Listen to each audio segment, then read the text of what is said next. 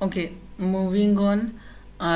DDoS है चाहे डोस attack है, दोनों के केसेस में काम होता है कि आपकी सर्विसेज अनअवेलेबल करें, मॉनेटरी आपके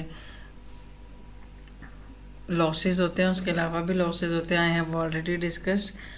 बस कोशिश कीजिएगा कि आप अपने प्रिवेंटिव मेजर्स हैं फॉर द ऑर्गेनाइजेशन और कंपनीज, वो ज़रूर लेने चाहिए। नेक्स्ट हमारा टॉपिक है हैकिंग। अब हैकिंग जो है, it is the term all of you must be familiar with और you have known about it, every person have heard about it. Hacking आप कह लें कि अनऑथराइज्ड एक्सेस है, इलीगल एक्सेस किसी भी कंप्यूटर नेटवर्क या डेटा और इंफॉर्मेशन की जो कि एक्सप्लॉइट की जा सकती है, ये जिसको इलीगल मींस के लिए यूज़ किया जा सकता है। रीजंस मैं अब तक जब से ये टॉपिक डिस्कस करती आ रही हूँ बता चुकी हूँ कि हमारे पास मल्टीपल रीजंस हो सकते हैं। आपके मलिशियस इंटेंट हैं, आप मॉनेटरी पर्पसेस हो सकते हैं, मनी, और may be selling the data to the broker companies या मार्केटिंग कंपनीज जो हैं, या डार्क वेब है वहाँ पर अगर आपका डाटा है वो सेल करना हो। तो हैकिंग में एक्चुअली जो पर्सन, एक पर्सन होता है आपके पास जिसे हम हैकर कहते हैं, जो कि एल्गोरिथम्स हैं, प्रोग्रामिंग है, उनको यूज़ करते हुए आप लोगों का डाटा जो है वो स्टील करने की कोशिश करता है। अब हैकिंग में आपके पास डिफरेंट टाइप्स होती हैं। वाइट हैट है, ब्लैक हैट है और ग्रे हैट है। वाइट हैट एक्चुअली में आपकी कंपनीज़ में प्रॉपरली हायर किए जाते हैं वल्नरेबिलिटीज़ को देखने के लिए, आपकी वेबसाइट्स में या आपके सिस्टम या नेटवर्क में नहीं कोई है।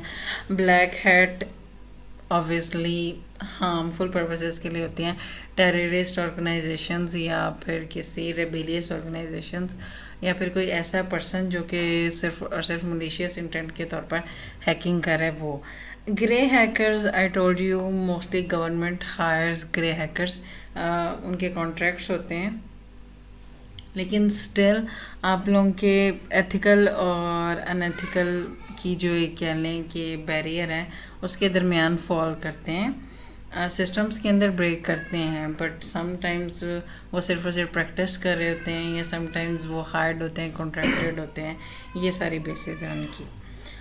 एथिकल हैकिंग आप कह लें, एथिकल हैकिंग के बारे में भी हमने डिस्कस किया था डिटेल में। I just preview this topic again for you.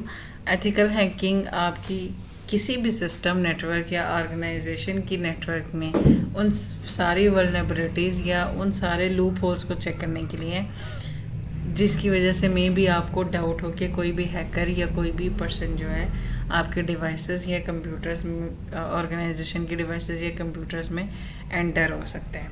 Mostly हम एथिकल हैकर्स को पेनिट्रेशन टेस्टर्स या पेन टेस्टर्स भी कहते हैं, जो कि सिक्योरिटी मेजर्स को यूज़ करते हैं। Mostly pen testers are actually free, means they are not bound by any contract, क्योंकि उनको परमिशन चाहिए होती है, एक्चुअली परमिट लेटर्स चाहिए होते हैं, बट मोस्टली फॉर्जरी की बेसिस पे होता है ये सारा काम। अब होता ये है कि आपने जब भी किसी भी सिस्टम में एंटर होना है या किसी भी ऑर्गेनाइजेशन के नेटवर्क में एंटर होना है तो उसके लिए आपको परमिशन चाहिए, जिसके लिए अक्सर कंपनीज, आपके सीईओज या फिर आपके जो सिस्टम्स होते हैं, दे समहाउ हेजिटेट कि हम इस पर्सन को अपने सिस्टम में एंटर होने दें या ना होने दें, लेकिन still they need ethical hackers और पेन टेस्टर्स ताकि वो अपने सिस्टम को बेटर कर सकें। प्रिवेंशन आप हैकिंग किस तरीके से कर सकते हैं? कॉम्प्लेक्स पासवर्ड्स हैं, जैसे अपर केस है, लोअर केस है, उसको यूज़ करना है। सिंबल और नंबर्स आप लोग यूज़ कर लें उसके साथ तो ज़्यादा बेहतर है। स्टूडेंट्स को और इवनली अपने फैमिली मेम्बर्स को भी मैं यही एडवाइस करती हूँ, पासवर्ड को रेगुलरली चेंज करें, रेगुलर बेसिस। वैसे according to me it should be weekly, लेकिन अगर आपको सच में लगता है कि आपके इतने सारे अकाउंट्स का पासवर्ड वीकली चेंज करना मुश्किल है तो what can you do, monthly basis पे चेंज करें। इवनली आपकी एटीएम पिन्स भी हैं, उसकी भी सजेशन यही है कि मोस्टली जब आप एटीएम यूज़ करते हैं मे बी उसके बाद आप अपनी पिन जो है वो चेंज कर लें, या फिर ऑन अ मंथली बेसिस उनकी पिन्स जो हैं वो चेंज होते रहनी चाहिए। और उसके बाद लिमिटेशंस फॉर लॉगिन अटैम्प्ट्स, वही बात जो हम पहले डिस्कस कर चुके हैं कि आपके लॉगिन अटैम्प्ट्स की लिमिट्स होनी चाहिए, वो आपको घोस्ट अकाउंट से भी बचाता है। और सेकेंडली इन केस के कोई आपके सिस्टम में बार बार एंटर करने की कोशिश हो रहा है, सिस्टम में एंटर होने की कोशिश कर रहा है, तो it locks them out for attempting to enter your system और योर डिवाइस। रेगुलर अपडेट्स में आप कह लें कि आपके जो भी सिस्टम्स होते हैं वो अपडेटेड होने चाहिए। उसकी मोस्टली ऑर्गेनाइजेशंस या जो आपकी यूनिवर्सिटीज़ होती हैं, एजुकेशनल और रिसर्च इंस्टीट्यूट्स होते हैं, वो क्या करते हैं कि उनका अपना प्राइवेट नेटवर्क होता है फर्स्ट ऑफ ऑल। तो स्टिल प्राइवेट नेटवर्क होने की बेसिस में भी वो अपने जो सिक्योरिटी पैचेस हैं वो रेगुलर रखते हैं, ताकि किसी भी हैकर को या किसी भी अनऑथराइज पर्सन को एक्सेस ना मिले।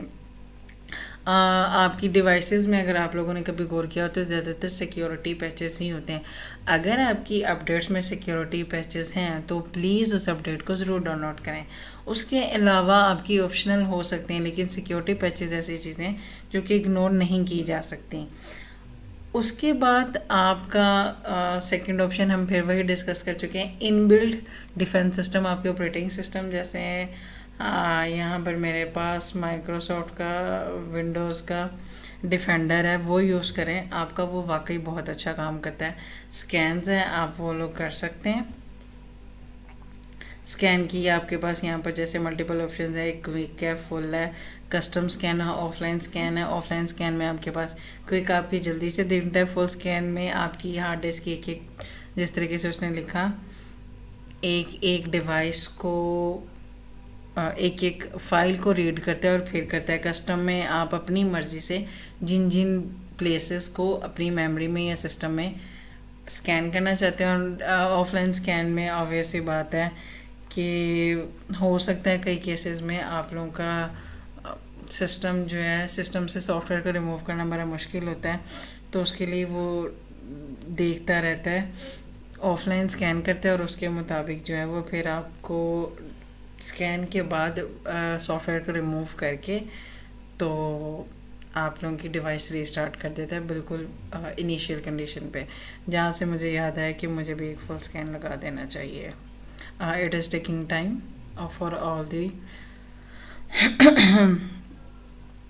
Files I have in my system. उसके बाद आपके पास हैं प्रीमियम फीचर्स।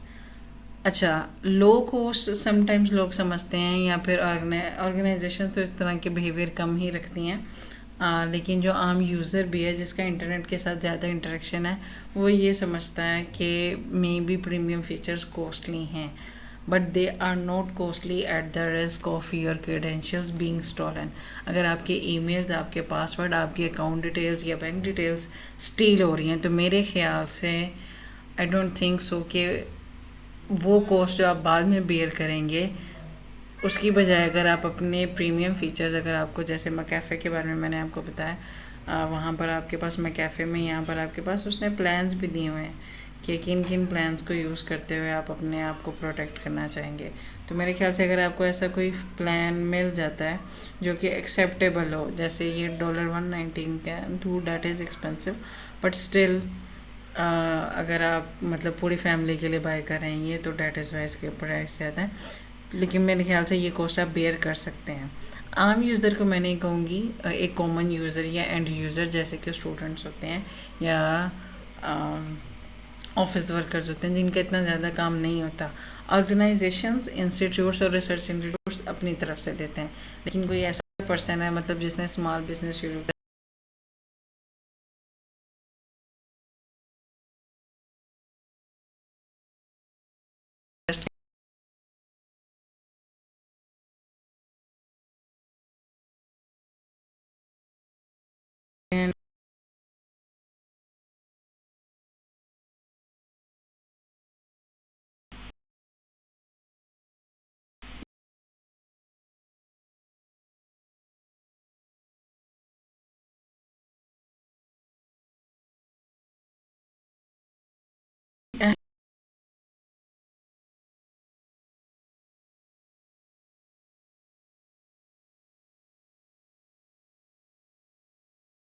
आपका सारा काम की एक्सेस ब्लॉक करनी है।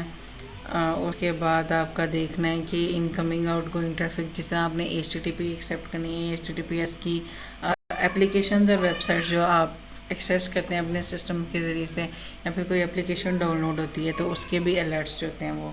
एजुकेशनल अवेयरनेस इस तरीके से होनी चाहिए कि आपको किसी भी ऐसे अननोन सोर्स से किसी भी लिंक को रिस्पॉन्ड करने की ज़रूरत नहीं है।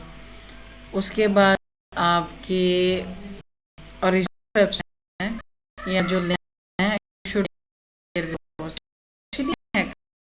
कुछ, फॉर एग्जांपल यहाँ पर ये ए है, वो इस टाइप का है। मे बी अगर आपकी जो कोई इलीगल वेबसाइट है उसमें ए किसी दूसरे टाइप का हो, फ़ॉन्ट चेंज हो सकता है, आपको पता भी नहीं चलता। फ़ॉन्ट में छोटा सा चेंज होता है, लेकिन जो यूज़र्स हैं उन्हें पता भी नहीं चलता कि हम किसी फेक वेबसाइट पे जा रहे हैं इंस्टेड ऑफ द लेजिटिमेट और लीगल वेबसाइट। उसके बाद फ़िज़िकल कीज़ हैं, जैसे यूएसबीज़ वगैरह, आप वो यूज़ कर सकते हैं लॉगिन करने के लिए। मैंने एक दफ़ा क्लास में सिस्टम डिस्कस भी किया था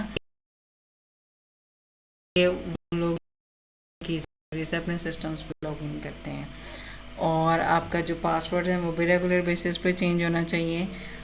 और इन केसेस कि आपकी डिवाइस स्लो हो रही है, और या फिर आपकी जो, जब भी आप किसी वेबसाइट पे विज़िट करें तो वो आपको रीडायरेक्ट करिए किसी दूसरी वेबसाइट पे, तो इसका मतलब है कि आप लोगों को चेक करने की ज़रूरत है कि कहीं आपका सिस्टम जो है वो वर्क तो नहीं कर रहा।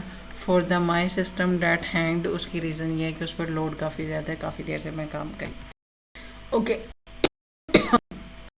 मूविंग नेक्स्ट, बायोमेट्रिक्स भी आपके हो सकते हैं। फॉर एग्जांपल आपके रेटिनल स्कैन हैं, आपके फिंगरप्रिंट्स हैं, they are unique in nature, और उन्हें रेप्लिकेट करना और उन्हें हैक करना भी बहुत ज़्यादा मुश्किल काम है। इसीलिए बायोमेट्रिक डिवाइसेस और फ़ोन या सिस्टम आप ऑर्गेनाइजेशंस के लिए चेक इन या चेकआउट करने के लिए